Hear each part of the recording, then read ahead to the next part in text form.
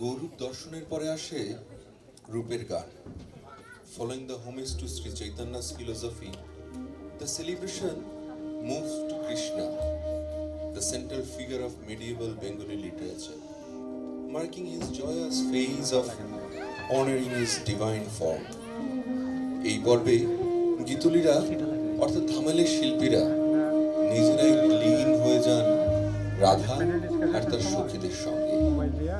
তারা নানান উপমায় গেয়ে চলেন কৃষ্ণ রূপের গুণগান, প্রকাশ করেন শ্যামরূপ দর্শনের ব্যাকুলতা, অথবা রাধার কোনো এক সখী বর্ণনা করছেন কিভাবে যমুনার ঘাটে কৃষ্ণের রূপ দর্শন করে এলেন। মূলত ধামালের এই পর্বে শিল্পীরা দিব্য প্রেমে গেয়ে চলেন শ্রীকৃষ্ণ রূপের বন্দনা।